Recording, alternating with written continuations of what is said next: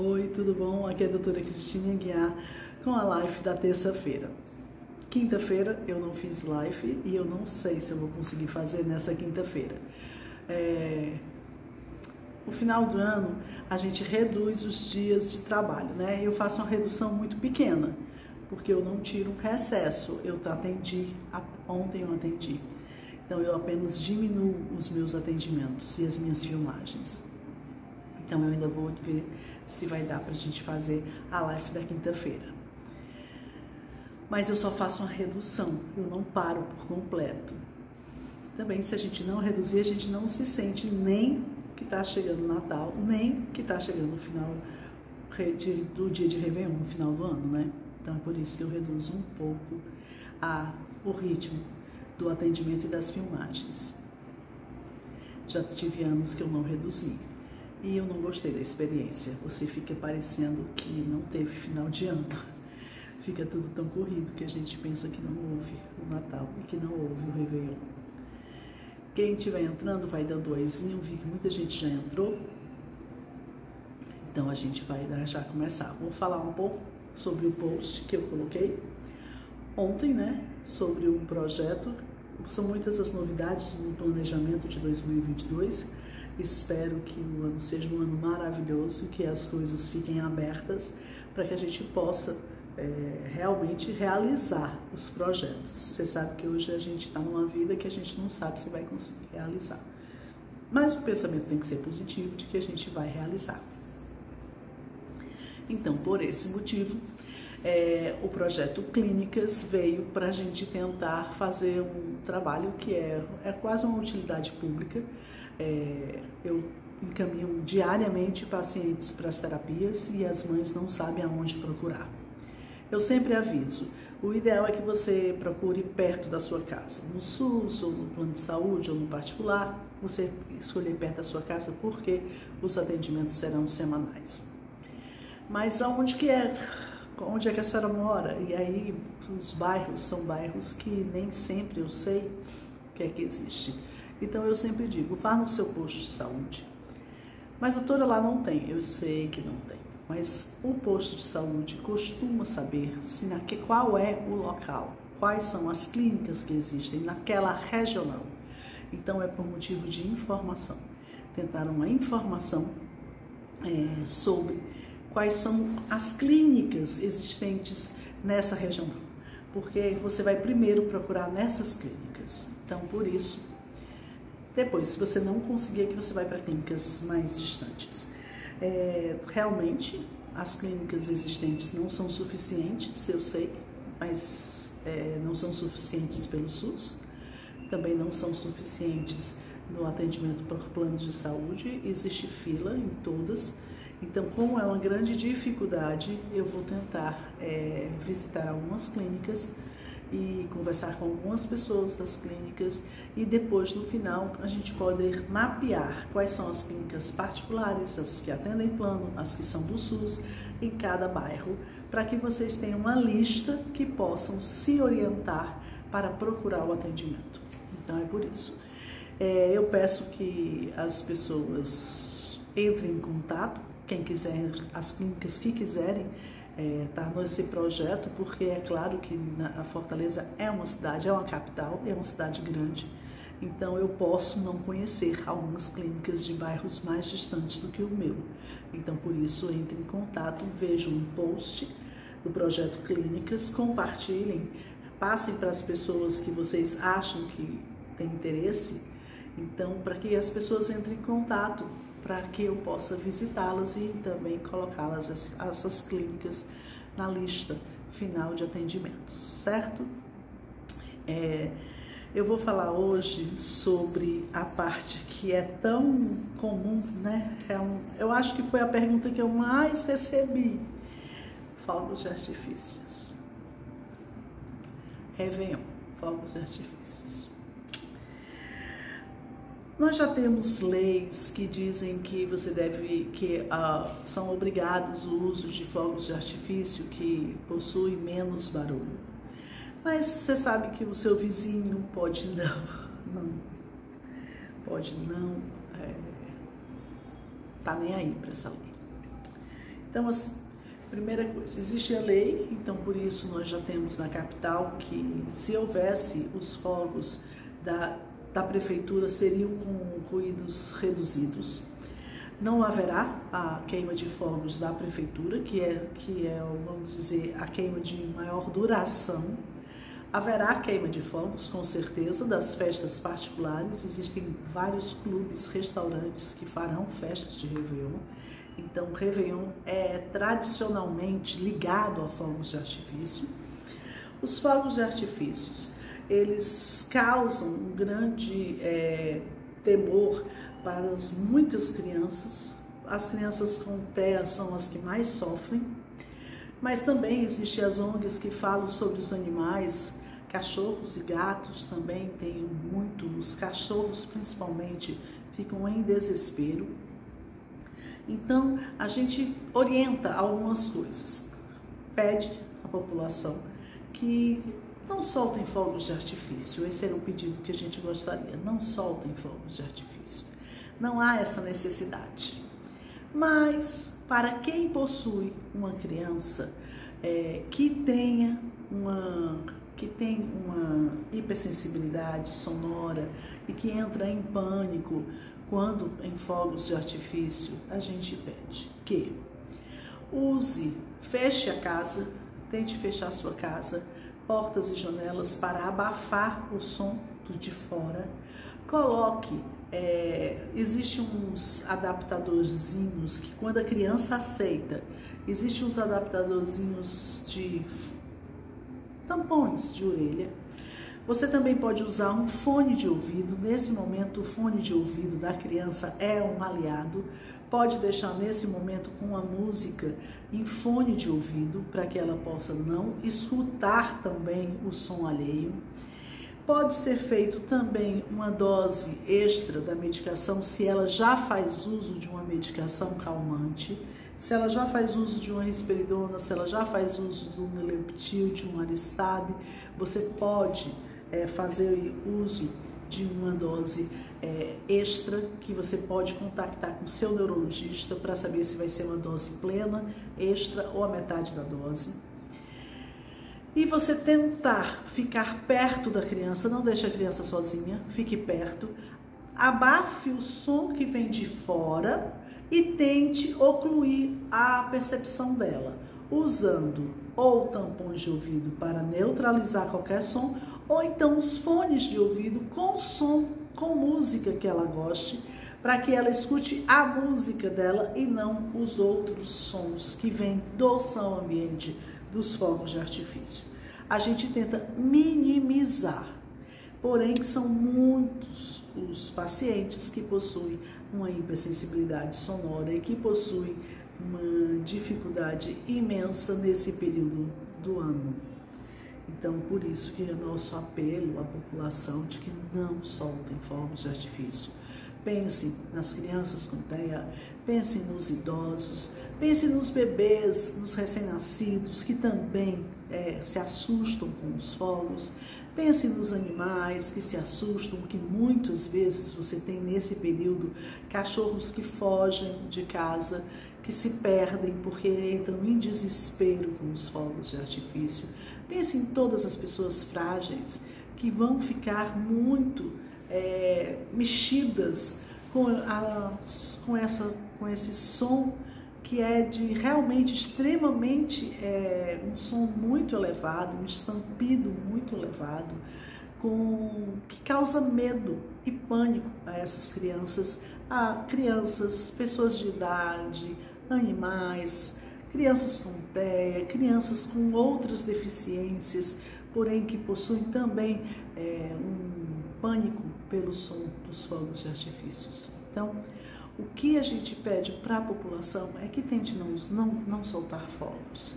Mas se você tem uma criança que você sabe que ela tem medo de fogos de artifício, tente levá-la para um cômodo mais longe das janelas, feche essas janelas, feche toda a casa e entre num local que seja mais longe de janelas e portas e tente dar um calmante para essa criança, tente abafar o som por um tampão ou fazendo ao contrário, colocando um som elevado que ela escute na passagem do ano. São as táticas que a gente usa para tentar minimizar esse grande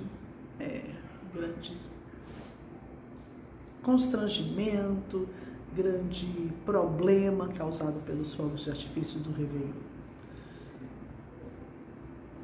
Vou aqui, teve já algumas perguntas para mim que passaram aqui. Então eu vou começar a responder.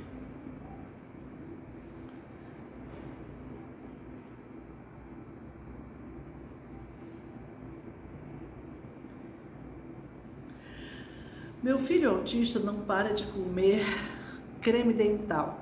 As crianças autistas, mas não só os autistas, eles podem fazer essa história de comer coisas que não são para comer. É sempre bom ver se ele possui, se ele tomou remédio de verme, se ele está com alguma deficiência, porque existem algumas deficiências que as crianças procuram alimentos meio bizarros.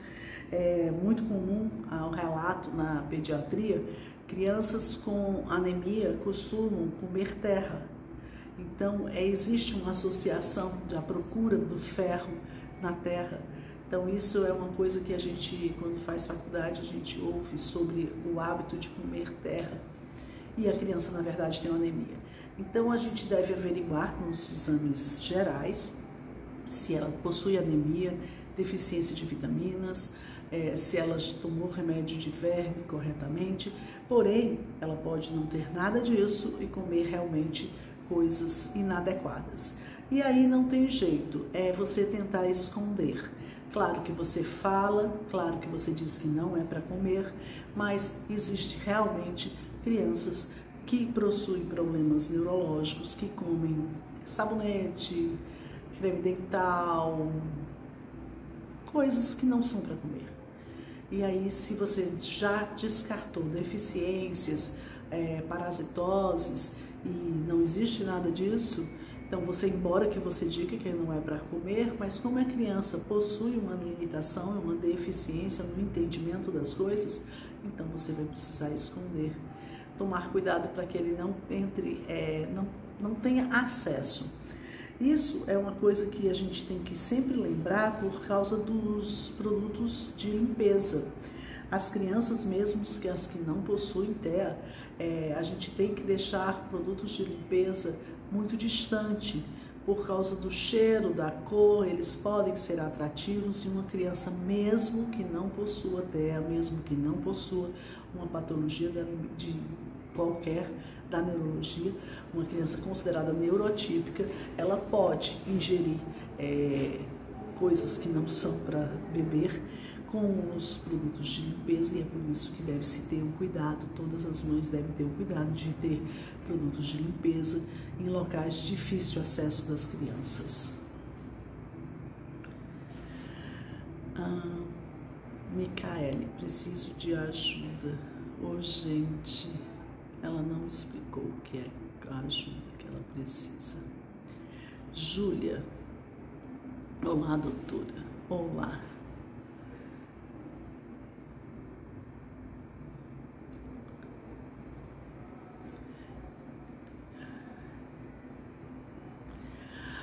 Ele é muito teimoso, não sei mais o que fazer. Trato com amor. Paciência, mas está difícil. Ela está se referindo ao filho. Então, o que acontece? Na verdade, as crianças autistas, elas são, assim, eu vou dizer assim, primeiro, educar filho é difícil. Um filho neurotípico, uma criança sem qualquer limitação, sem qualquer alteração do seu comportamento. Educar filho já é difícil. Educar filho já demanda muita energia. Mesmo uma mãe que possui filhos sem qualquer deficiência, tem um momento que está exausta, tem um momento que está cansada. As mães de crianças com TEA, com deficiências cognitivas, com agitação, são mães que têm uma dificuldade muito maior, assim, Multiplique isso por 5, por 10. Então, são mães que estão exaustas, porque são crianças que exigem muito mais energia. São crianças com comportamentos inadequados, são crianças que não obedecem corretamente, que não compreendem as ordens, não compreendem os comandos. Não necessariamente não obedecem porque não querem obedecer, mas muitas vezes porque não possuem o entendimento do comando a ser dado. Então, por isso, essas mães estão normalmente, como as mães dos neurotipos estão cansadas e exaustas, essas estão muito exaustas, é muito cansativo. Então, assim, a rede de apoio da família deveria existir uma rede de apoio para que a gente pudesse ficar um pouco mais leve para essas mães, porque a carga é muito pesada. Porém, a grande maioria das mães diz que ninguém quer ficar com os filhos, porque eles não só são agitados, mas as pessoas não querem a responsabilidade de tomar conta dos filhos de alguém. Os netos, por exemplo, a avó normalmente não quer ficar, porque é uma criança que dá um trabalho aumentado e que ela tem comportamentos não esperados. Então, por isso, fica difícil. A rede de apoio acaba não existindo, porque ninguém quer ficar, ninguém quer assumir essa responsabilidade. Eu já falei isso há um tempo atrás e vou falar novamente. Você pode ajudar de diversas formas. Se você é amiga de alguém, você tem uma cunhada, você tem uma nora que tem uma criança que tem um autismo, que tem uma deficiência, que a criança é muito agitada, que demanda muita energia, e você por acaso não se sente capaz de ficar com essa criança, mas você tem muitas formas de ajudar. Você tem formas de ajudar, você se oferece e você pode ajudar como? Você pode fazer as compras, você pode perguntar se ela quer, se está faltando alguma coisa, se ela quer que você vá no mercado, se você pode ficar lá com ela, por acaso, a companhia, escutar a pessoa, ouvir o desabafo dela, quer dizer, ter a paciência de ouvir o desabafo dela. Ela vai provavelmente repetir várias vezes todas as coisas difíceis que ela tem na vida, mas isso é importante para ela. Às vezes você está lá com ela, não no sentido de que está tomando conta do filho dela, mas você está lá porque você pode estar olhando a comida que está no fogo enquanto ela está trocando a criança, dando comida, ou então cuidando de alguma coisa que aconteceu, a criança está muito agitada. Então, existem diversas formas de você ajudar. O problema é você querer ajudar, é você querer ajudar, ter essa empatia com o outro. Isso que a gente pede. Tentem olhar, em vez de ficar criticando, dizendo que a criança é assim porque a mãe não faz aquilo ou que não faz aquilo, porque é tão fácil criticar e tão fácil dar esses palpites, né? Tão pouco convenientes. É muito mais assim, cristão, muito mais amoroso. Você ter uma empatia, perguntar: você quer que eu compre o pão? Você quer que eu faça um café? Você quer conversar um pouco? E como é que está o fulaninho? Ele está melhor? Como é que ele está nas terapias? O que foi que a doutora falou para você? O que é que você acha? Você acha que ele está melhorando? E ouvir. Ela precisa falar. Ela precisa dividir as angústias para poder até ficar mais tranquila. Então, o que a mãe está dizendo é que é muito difícil. Então, o comportamento deles são muito inadequados. E, às vezes, as mães entram realmente no desespero, principalmente por falta de ajuda. Se elas tivessem uma rede de apoio, isso não aconteceria. Mas, na verdade, esse desespero acontece pela falta de ajuda da família, dos amigos, dos vizinhos, das pessoas, que em vez de terem um ato de empatia, costumam se afastar.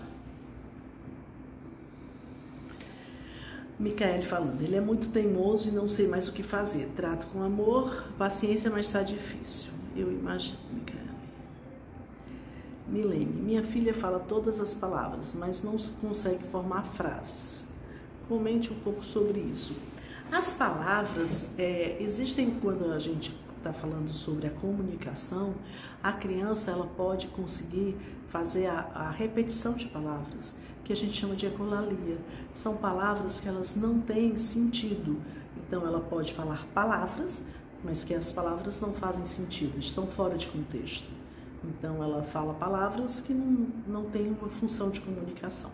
E já existe uma outra criança que ela já fala com o sentido de comunicação, porém todo mundo começa falando pequenas palavras. E depois você passa a usar o que a gente chama palavra frase. É uma palavra que tem um efeito, ele tem um sentido de uma frase. E depois a criança começa a juntar duas palavrinhas para formar frases curtas. Então, todas as crianças, elas caminham pela mesma estrada. Quer dizer, pode ser que elas façam isso em idades diferentes, bem diferentes. As crianças neurotípicas vão fazer de uma forma precoce, na idade percebida como normal por todos, mas todo mundo começa usando pequenas palavras. Então, toda criança não começa falando frases, ela começa falando pequenas palavras, palavras pequenas. E ela começa a ganhar vocabulário e depois ela começa a juntar duas frases, duas palavrinhas para fazer uma frasezinha pequena. Então, existem as crianças que estão ainda no estágio de palavras soltas, porém já usam essas palavras com um sentido de comunicação. E existem as crianças com TEA que elas já conseguem falar palavras, porém as palavras muitas vezes elas estão no sentido de eco, quer dizer, elas são a ecolalia, elas estão repetindo palavras, repetindo o que elas ouviram, sem necessariamente ter nenhum contexto. Então, é muito comum as mães falarem, não, doutora, é assim, você pergunta, como é seu nome? Ele vai responder, como é seu nome? Em vez de dizer o nome dele, ele pergunta de novo, como é seu nome? Eu pergunto, quantos anos você tem? Ele diz, quantos anos você tem? Quer dizer, ele pode até fazer uma frase inteira, mas é uma ecolalia, ele não está respondendo, ele está repetindo. Então, existem as ecolalias, que são palavras repetidas sem nenhum contexto, mas existem a fase da vida onde a criança já faz uma comunicação com palavras soltas que vai evoluir para pequenas frases. Lucimar. Meu bebê tem 1 ano e 9 meses e não fala nenhuma palavra. Já deveria estar falando. Já deveria estar falando sim. Então, assim, a criança com 1 ano e 9 meses já seria capaz de realizar diversas palavras. Então, já possui um pequeno atraso de fala. É importante saber se ele consegue entender o que você fala. Porque a criança, quando está atrasada na fala, a gente sempre observa se ela está somente na fala ou também no entendimento do que o outro fala. Samantha, como amenizar o medo da criança por causa dos fogos de artifício? Eu já comentei sobre isso no início da live. São estratégias. Não é que a criança vai diminuir o medo aos fogos de artifício. Você simplesmente vai fazer com que esses fogos de artifício não sejam tão sonoros.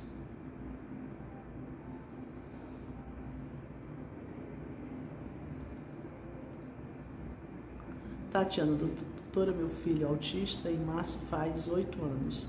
Hoje notei alguns pelos nas partes íntimas. Já pode ser a puberdade? Pode sim, pode ser a puberdade.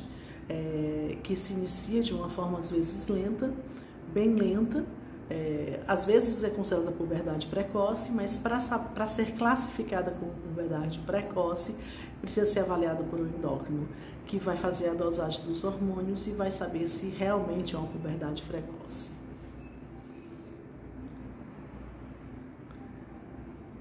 Eucleciane. A criança, quando tem autismo, ela fica muito agitada e agressiva, bate muito? Não necessariamente. Eu tenho crianças autistas extremamente calmas. Existem crianças autistas que são muito calmas e que não batem em ninguém. existem os autistas que podem ser agitados e podem bater, que existem as crianças com deficiência, com atrasos, que também são agitadas e que batem. Então, as pessoas muitas vezes ligam, fazem uma ligação do autismo com essa agitação e não necessariamente isso é verdadeiro. Então, às vezes, nós não temos esse comportamento no autismo, quer dizer, você não pode achar que todo autista é assim. Temos autistas que são extremamente tranquilos, que não precisam nem fazer uso de qualquer medicação, porque eles não têm nenhuma queixa de comportamento. Jesus, meu filho tem 8 anos e a escola me chamou que ele não consegue detectar cores. E aprender a ler era muito delicado, tanto em casa como na escola. Levei para o médico e o médico passou a ir para o neurologista. Mas realmente é do neurologista. A definição de cores, se ele enxerga as cores ou se ele apenas não sabe nomear. Então, às vezes, você tem um paciente daltônico, ele não consegue, ele confunde as cores. Tem alguns daltônicos que só veem tons de cinza, mas eles sabem dizer as cores. Agora, existe a criança que não sabe dizer as cores, porque ela confunde.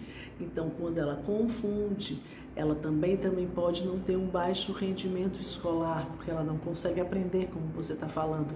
E aí nós temos uma quantidade imensa de possibilidades de diagnósticos. Deficiência cognitiva, dislexia, são tantas as possibilidades e realmente quem vai avaliar todas essas possibilidades é o neurologista. Então o pediatra não é o profissional adequado para fazer a avaliação de paciente com dificuldade escolar. Isso é da neurologia, por isso que te encaminharam para o neurologista. Lia, mãe de 2, deu umas palminhas. Eu acho que se refere aos fogos. Sinto falta de uma rede de apoio. Não acho que todo mundo. Todos nós devíamos servir de apoio para alguém. Nós devíamos ser apoio e nós deveríamos ter apoio. Então, assim, se você pensa, eu também sinto.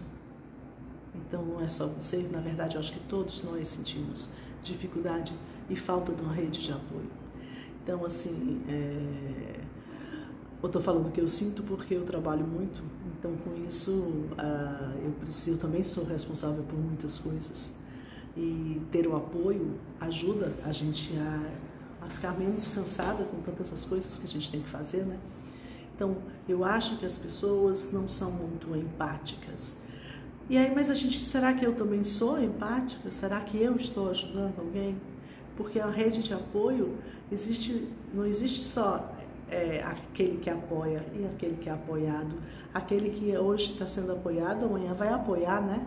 Então, será que a gente não precisa começar isso? Você mesmo não tendo muito tempo, será que você não tem condições de apoiar alguém?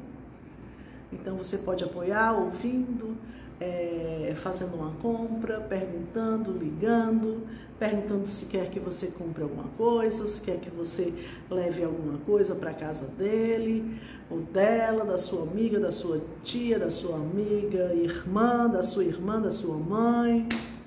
Eu acho que todos nós precisamos desenvolver essa rede de apoio. Arrasou. Eu acho que é sobre a rede de apoio. Doutor, eu tenho uma criança que ela tem retardo mental grave, epilepsia, sabe? E tem um menino meu, filho, que ele tem autismo. Aí, porque eu recebo o laudo dele, aí deu uns traços de autismo, né? Eu entendi que ela tem 2 filhos, um com epilepsia e outro com autismo. E eu acho que ela vai continuar. Lia, fácil falar, só sabe quem vive. A vida do outro, ninguém sabe. Meu filho tem 8 anos e a escola... Aqui o Jesus eu já respondi. Shirlene, esse é o grande sofrimento que passa na família. Só recebo julgamentos, ninguém se oferece para ajudar em nada. É o que eu estou dizendo, as pessoas, essa empatia que está faltando. Sabe, você olha para uma mãe que tem um filho com alguma deficiência ou com alguma dificuldade, facilmente você consegue dar palpite que ela devia fazer isso ou que devia fazer aquilo, e que o menino é assim porque ela não faz isso ou porque ela não faz aquilo. Mas por que você não faz uma coisa diferente? Por que você não ajuda essa mãe? Ah, a responsabilidade é muito grande, eu não posso, não gosto de pedir, não vou dizer que vou tomar conta. Mas existem outras formas, né? Existem muitas formas. Já ouvi dizer que ela foi à igreja, ela vai se curar. Ah, tem muita, assim, a gente ouve tanta coisa, igreja, levam para curandeiros, eu já ouvi tanto. Boa tarde, meu menino é autista, tem 7 anos e faz as terapias, mas ultimamente está rindo sem parar. É crise? O que fazemos? Isso pode estar nos afetando. Existe o sorriso que pode ser crise, mas também existe o sorriso que não é crise, que existe o sorriso desassociado, que é muito comum no autismo. Então ele não é criar uma convulsão, porque existe uma convulsão que ela se apresenta como um sorriso, que são principalmente as crises gelásticas. Mas existe o sorriso que é o sorriso desassociado, que é uma criança que ri o tempo todo, sem motivo. E que é um distúrbio de comportamento e que não é crise convulsiva. Agora, para que você saiba qual é dos dois, primeiro, você tendo o seu neurologista, você filmando, você pode mostrar, e algumas vezes a gente precisa do eletro para a gente ter a certeza, diferenciar um do outro. Muitas vezes, você assistindo o vídeo, você consegue perceber que não é crise ou que é crise de sorriso. Mas o pai e a mãe dificilmente conseguem separar uma coisa da outra. Lu Micaele, oxcarbamazepina, ela faz com que a criança engorde ou não tem nada a ver? A oxcarbamazepina não tem muito a ver. É muito comum o engordar quando você faz uso de ácido valproico. Realmente está relacionado, mas a oxcarbamazepina não está relacionada com aumento de peso. Érica, qual a idade para se fazer uma avaliação neurológica? Não existe. Eu atendo crianças desde o berçário, desde os prematuros, se houver uma queixa. Então, assim, pacientes prematuros vêm para mim sempre, não precisa ter queixa. Agora, quando você tem uma queixa, você vem para avaliação. Você fala com o pediatra, então você não tem uma idade. Depende da queixa.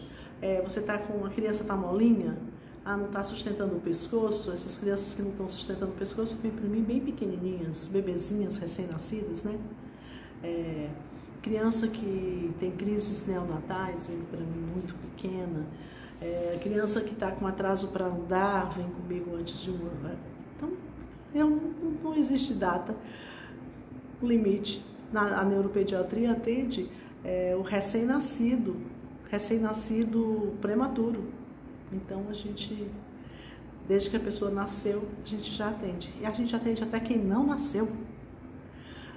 Porque muitos casos de má formação de mielomeningocele, a mãe vem para o neuropediatra ainda gestante, porque algumas querem ter logo uma visão com o neuropediatra, conversar e se preparar, porque já sabem da má formação antes mesmo da criança nascer. Então eu já atendi muitas vezes mulheres grávidas, quer dizer, era meu paciente antes de nascer. Então não existe a data. Cleiciane, é porque meu filho ele é muito agressivo. Ele bate na gente, eu recebi o laudo que ele é muito imperativo e tem autismo, atraso. Aí eu não sei o que é que eu faço. Briga muito com a irmã dele, que é sapeca. Eu acho que é sapeca, porque é especial. Primeira coisa, se você tem uma criança que é uma criança autista, que é muito agressiva, que é muito agitada, provavelmente o seu neurologista, quando você falou isso, ele deve estar medicado. Então, ele deve estar fazendo uso de medicação. Além, é claro, das orientações. porque eu sei, não pensem que eu não sei. Eu sei sim que a gente pede para a família coisas muito difíceis. Então, quando se dá o diagnóstico de autismo e que eu faço uso de uma medicação para controlar, mas eu sei que eu solicito da família coisas difíceis.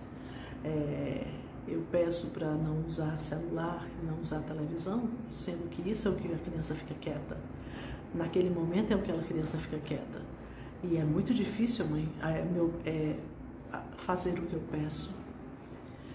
E eu compreendo, porém, a criança autista, ela vai ficando mais excitada. A gente precisando usar mais medicação. O uso dos eletrônicos aumenta muito a agitação e a irritabilidade dessas crianças. Momentaneamente, por alguns poucos momentos, você acha que ele está prestando atenção e que ele fica mais quieto. Só que, no geral, se você retirasse os eletrônicos, ele ficaria mais calmo. Mas são coisas difíceis que a gente pede. As terapias, a escola. Hoje eu atendi uma criança que ele é uma criança agitada. Então, o que acontece? Ele só fica quieto comendo. Então, a família fica dando comida. O menino tá uma bola. Por quê? Porque ele fica quieto, é um entretenimento, comer. Então, ele fica dando comida para a criança. Enquanto ele come, ele fica quieto. Mas aí eu disse assim, mas vocês moram no interior. No interior tem espaço. Ah, doutora, mas ele passa o dia trancado dentro de casa. Então, ele passa o dia trancado dentro de casa, vocês dando comida para que ele fique quieto. Sendo que vocês não têm espaço, porque o interior tem espaço, né? Existe muito mais espaço, não é? Não está na beira como é aqui em Fortaleza, vamos dizer que a pessoa não tem espaço algum, tem normalmente mais espaço. Então, o que acontece? Essa criança mesmo medicada é extremamente agitada, gritando o tempo inteiro, mas ela está vivendo enclausurada, trancada dentro de casa, e uma pessoa dando comida para que ela fique quieta. Então, a família precisa entender para ajudar, porque não vai ter remédio algum que vá fazer ele ficar mais calmo. Érica, como saber se uma criança com problema neurológico pode influenciar? Eu nem entendi a pergunta. Influenciar o quê? Outras crianças, como fazer birra. Copiar o comportamento do outro, todo mundo copia. A gente copia o comportamento do outro. Então, se você tem uma criança que tem um comportamento inadequado, pode acontecer de crianças copiem esse comportamento inadequado. Agora, se você tem uma criança especial e os outros são crianças normais, eles podem até copiar, mas você tem como falar, olha, mas não está certo, não faz isso. E essa criança que é normal, ela tem como te compreender. Mas dizer que a gente copia o comportamento que a gente vê, de quem a gente convive, claro que se copia. E se copia, assim, é muito comum as mães dizem assim, doutora, a minha criança, ela não fazia isso, mas depois que ela foi para a escola e que tem um menino que faz isso, ele agora começou a fazer também. Então, claro, ele está copiando o comportamento. Então, e a gente copia comportamentos bons e ruins. Então, não existe esse filtro. Quer dizer, na verdade, a socialização, a gente está querendo mesmo que ele copie os bons comportamentos. Mas a gente não tem como fazer o filtro, que ele só quer que é o bom comportamento. Então, ele copia o bom comportamento e copia também, às vezes, o que não é um bom comportamento. Então, não tem como a gente fazer isso. Mas por que a gente quer a escola? Para que a escola ajude ele a se desenvolver. Para que ele veja o comportamento dos que são normais e que ele copie esse comportamento. Então, a gente está querendo que as crianças copiem o comportamento. Quer dizer, ele estar no convívio de crianças da mesma idade, com um comportamento dentro da faixa etária adequada, ele vai ter uma tendência a copiar esse comportamento e com isso ele vai evoluir. Porém, você pode também ter um comportamento inadequado que vai ser copiado, porque todos serão copiados.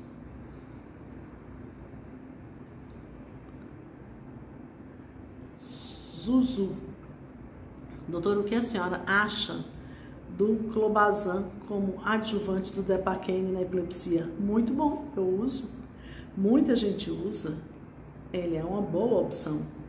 Janete, doutora, dá para ser rede de apoio até online? Faço lives com minha afilhada de 6 anos, enquanto a mãe dela participa de bancas de defesa de tese na universidade. Exatamente, hoje em dia a gente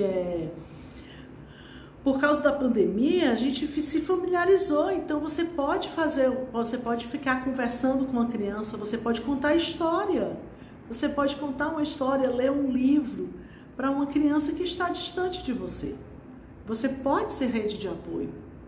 Agora, o que eu acho que principalmente você precisa querer, é a empatia que você precisa ter, para você dizer o que é que eu posso ajudar, o que é que eu posso fazer. E pensar no que é que você pode ajudar. Mas o que ela falou é ótimo. Por quê? Porque você não precisa nem estar lá. Imaginou, você tem uma criança que é sua sobrinha, a mãe está fazendo o jantar. Ai, mas eu gosto tanto dela e agora a gente não pode muito visitar ainda, a gente está meio assim, receosa. Aí eu faço uma live e todo dia eu leio um pouquinho para você. Que coisa simpática. Eu vi hoje, não. Esses dias eu assisti uns stories, eu achei a coisa mais linda, eu disse, gente, que coisa fofa. Uma avó pegou umas pedrinhas, e ela pintou as pedrinhas como se pintou, imitando um besouro e uma joaninha, e fez um joguinho da velha. Achei aquilo muito fofo. Para os netos que estavam vindo de férias, achei aquilo fofo. Gente, que delicadeza. Tá entendendo? Que coisas, assim, singela e linda. E ficou lindo. Então, assim, às vezes coisas de pouquíssimo valor, mas é a delicadeza. É o contar a história. Tem pessoas que têm maior dom para contar a história do que outros. Então, a gente conta história, a gente mostra as coisas, tá entendendo? Então, tem tantas formas de ajudar o outro. Maria, adoro perguntar e ouvir suas respostas. O que vocês, neurologistas, podem dizer sobre ter um segundo filho, sendo que o primeiro é autista? Dá para saber se há risco ou não de vir com autismo? Essa pergunta é uma pergunta que a gente não pode muito te ajudar, porque é o seguinte, nós sabemos que o autismo, a criança nasce autista, mas a gente não sabe a forma de herança. Então a gente não tem como fazer o cálculo para você, se você tem mais chance, se você terá ou não um filho ou do segundo filho autista. Você deve conhecer famílias que tem mais de um filho autista. E vocês também vão conhecer famílias onde só um dos filhos é autista. Então, dizer assim que o médico pode te dar essa certeza, pode te dar essa orientação, não. Existem algumas patologias que o geneticista ele consegue te dar, não é a certeza, é uma probabilidade. Você tem 50% de chance. Você tem 25% de chance. Você tem 35% de chance do segundo filho acometido. A gente dá uma estatística, mas no autismo, como nós não temos a forma que é feita a herança, nós não temos como te dar essa estatística. Então, assim, você tem chance de ter um segundo filho e você tem chance de não ter. Então, dizer qual é a sua chance, estatisticamente falando, não sei, mas não só sou eu que não sei, ninguém sabe. Porque para se fazer esse cálculo, você precisaria saber fazer como é feita a herança. E esse é um mistério ainda não desvendado no autismo. Então, por isso, nós não temos como fazer o cálculo.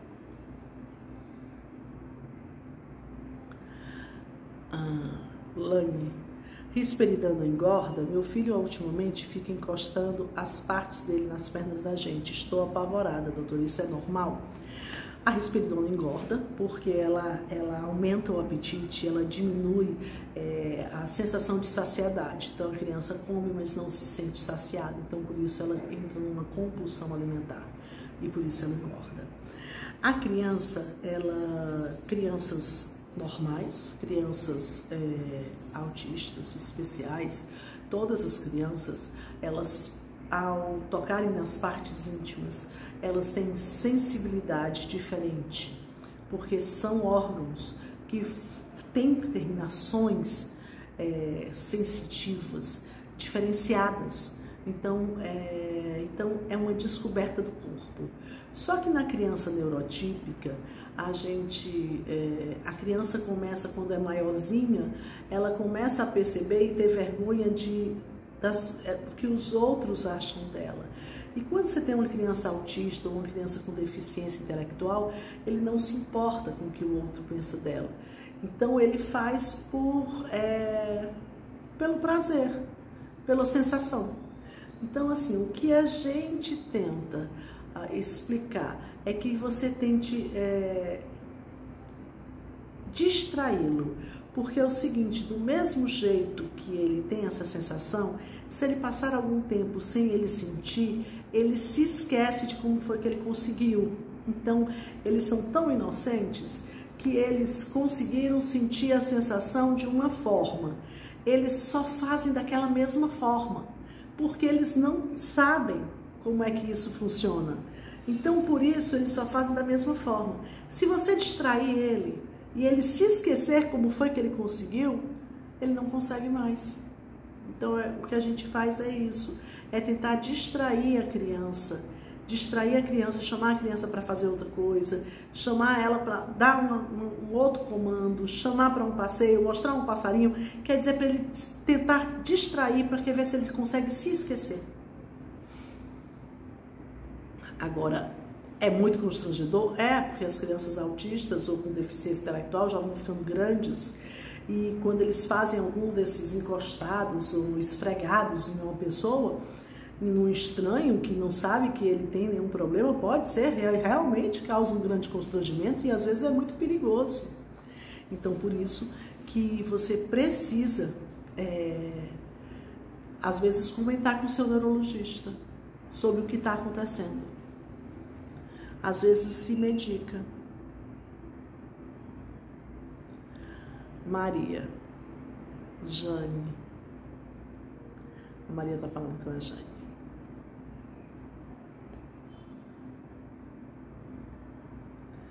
Doutor Cariri, pediatria, está dando as palminhas, ele gostou. Não sei de qual foi o ponto. Eu, Cleiciane, doutor, é porque assim a minha filha Ezequiele ela já faz tratamento e queria saber como é que eu faço para conseguir consulta. A parte de consultas a gente não faz nada aqui pela Life, né? Eu já falei isso para vocês, que a Life não tem muito a ver com os meus atendimentos. Aqui as perguntas acabaram, estou esperando vocês nas perguntas. Então, a rede de apoio, a empatia, e assim, engraçado que eu estou achando, é porque a gente passou por esse período de grande isolamento, né, social, onde a gente sentiu tanta falta do outro. A gente devia ter aprendido o quanto é importante o outro, o quanto o apoio é importante, o ver, o conversar, o dividir. Era importante. É importante eu abraçar, é importante eu pegar nas pessoas. A gente sentiu falta do contato físico, mas a gente sentiu falta da atenção.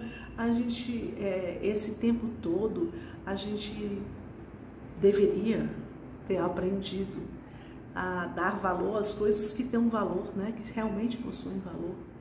Então, com isso, eu achei que haveria um maior movimento de rede de apoio, principalmente essa rede de apoio emocional. Quer dizer, o rede de apoio para as pessoas que precisam ficar sozinhas, que eu vi muita gente de idade começou a mexer no celular. Eu vi muito vídeo fofo de netinho fazendo tutorial para ensinar como é que o vovô, como é que a vovó mexe no celular, para fazer uma live ensinando a mexer, porque eles tiveram que mexer na tecnologia para eles poderem se comunicar e muitos conseguiram. Então isso é uma coisa muito legal, né? Então, a gente teve muitas dessas coisas. A gente também teve alguns relatos, mas relatos muito salpicados de iniciativas, de coisas inusitadas que a pandemia nos trouxe de ajuda. Mas sim, eu achei que o movimento seria mais forte, no sentido da empatia, da rede de apoio à distância. Eu achei que iria ter mais, porque a gente se familiarizou com as lives. Quem nunca assistiu live, com certeza nessa pandemia assistiu alguma live. Então, com isso você se familiarizou com esse tipo de comunicação, você acabou vendo mais o seu celular, ficou mais nas mídias sociais. A internet, ela é um mundo, a informação ficou mais na palma da tua mão. Tanta coisa para fazer que vocês podem de informação para fazer em casa, tanta coisa para fazer com as crianças, tanta brincadeira, olha a quantidade de brinquedos para fazer com reciclados, a quantidade de coisas para fazer para mastigação, para o sopro, para ensinar a amarrar sapato, para fechar botão, quantidade de coisas que tem. Olha, eu quando eu tenho um tempinho que eu dou uma vasculhada na internet, eu disse, gente, como tem, as coisas estão cada vez assim, ó, é uma coisa imensa. Então, esse apoio de repartir, de compartilhar a informação, eu achei que esse apoio online, como ela estava falando aqui, ia ser maior, ia ser um movimento maior. Cleiciane, doutora, quando a criança tem autismo, que a criança é muito hiperativa, ela usa remédio, a criança autista ela não é hiperativa, ela é agitada. Então, hiperativa é uma criança que tem outra doença, que não é o autismo. E quando a criança tem um autismo e é muito agitada, na sua grande maioria das vezes a gente precisa medicar, porque é uma agitação tão importante que atrapalha muito as tarefas do dia a dia com essa criança. E ela acaba, até muito agitada, ela não aproveita as terapias, ela não aproveita muito na escola se ela estiver muito agitada. Então a gente tenta diminuir essa agitação com o uso de medicação, com remédio. Janete, só para ilustrar e estimular desenho e faço colagem junto.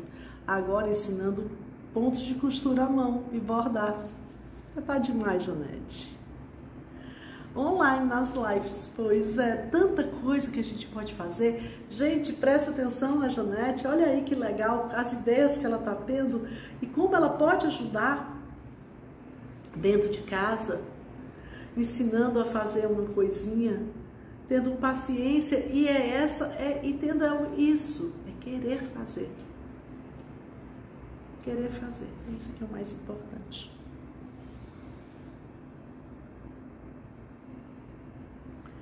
Acabando por aqui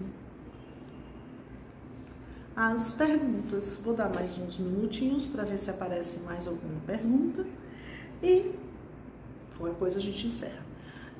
Como eu falei no início da live, eu vou ver, ainda não decidi se eu vou fazer a live da quinta-feira, porque depende se eu vou viajar, se eu não vou viajar. Então, com isso, às vezes, como a minha live da quinta-feira é tarde, é às 8 horas da noite, então pode ser que eu faça, pode ser que eu não faça, mas eu aviso aqui na página se eu não fizer. Quando eu não aviso é porque eu vou fazer, entendeu? Então eu vou avisar se eu não puder fazer.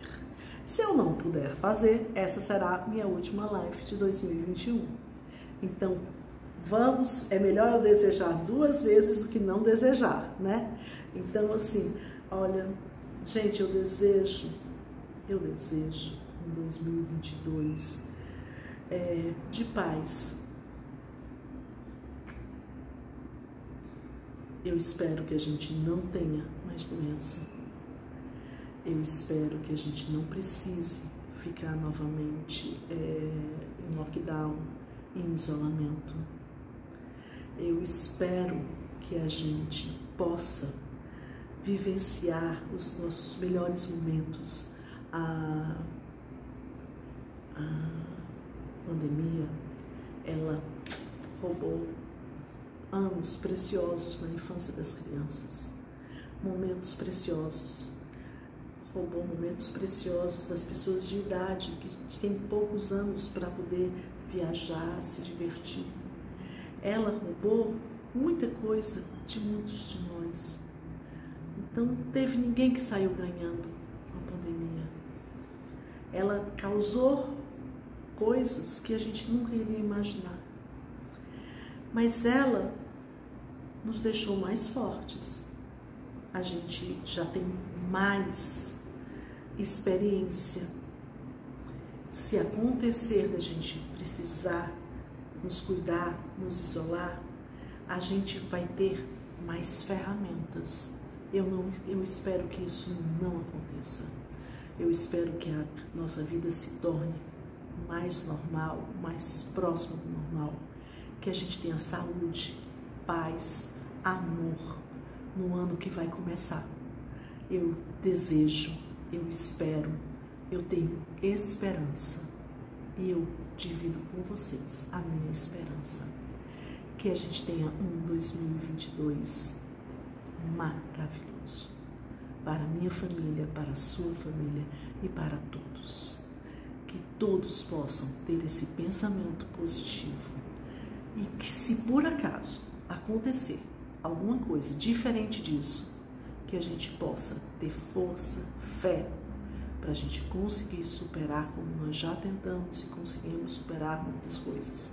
Claro que não ilesos, claro que não sem perdas, com perdas grandes, com perdas de vidas, perdas de um tempo que não vivemos, de coisas que não sentimos.